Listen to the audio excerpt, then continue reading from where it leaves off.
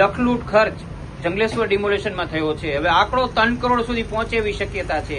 લાખોની ખાણીપીણી, કાજુ કતરીનો નાસ્તો, પાણીની બોટલમાં લાખો, વિડીયોગ્રાફીમાં લાખો. શું લાગે છે તમને?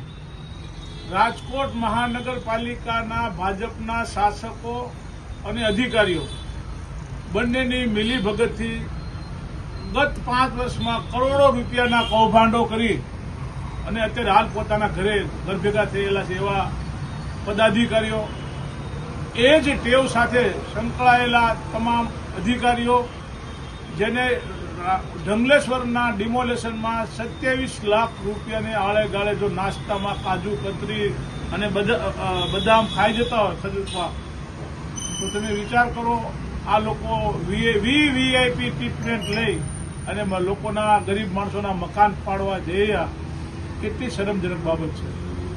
તેમાં હું આપને વાત કરું, મંડપ જેવો મંડપ 8-10 મંડપ નાખ્યા હોય, એક મંડપના 300 રૂપિયા લેખે ગણો, 500 ગણો તો પણ એનો 25-30 હજાર રૂપિયા ખર્ચ થાય. એની જગ્યાએ મંડપમાં 6 લાખ રૂપિયા જેવો ખર્ચ, 12 લાખ ઉપરનું પાણી. લોકો ત્યાં સંસ્થાઓ પાણી અને જમણવાર ફ્રી આપતા હતા, અનેક સંસ્થાઓ ત્યાં સેવા આપતી હતી. તેમ છતાં 12.5 લાખ ઉપરનું પાણીનું બિલ, એક બોટલ જે 250 ml ની આવે, બજારમાં 5 રૂપિયા મળે છે, જ્યાં પ્રોડક્શન થાય છે ત્યાં 1.5 થી 1.25 રૂપિયામાં આપે છે. એના 8 રૂપિયા લેખે હિસાબ કરી અને 8.5 લાખ રૂપિયાનું જો પાણી અધિકારીઓ અને પદાધિકારીઓ પી જતા હોય, તો આનાથી બીજું કરવું શું?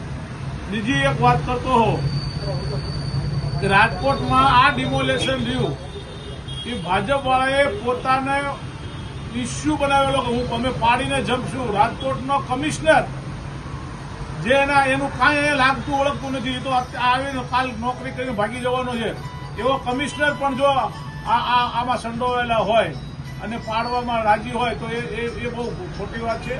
અને હું રાજકોટના કમિશનરને એક વાત કરતો હોઉં તો અત્યારે રાજકોટ મહાનગરપાલિકાના સ્ટેન્ડિંગ કમિટીમાં જે બિલો મૂકે છે, એ સ્ટેન્ડિંગ કમિટીના બિલો કમિશનર થ્રુ જ હંમેશા સ્ટેન્ડિંગ કમિટીમાં આવતા હોય છે.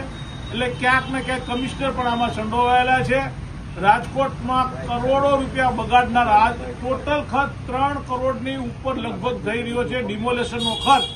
હવે 3 કરોડ રૂપિયામાં નાના માણસોને મકાન આપ્યા હોત ને તો એટલા મકાન પણ બની ગયા.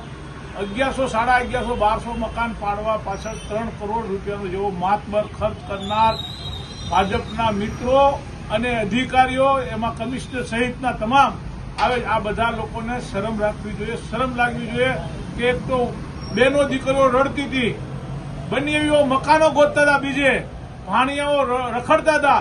આ પોઝિશનની અંદર જે લોકોએ કર્યું છે એને ભગવાન ક્યારે પણ માફ નહીં કરે. લોકો તો નહીં જ કરે, પણ ભગવાન પણ નહીં માફ કરે. Follow for more updates.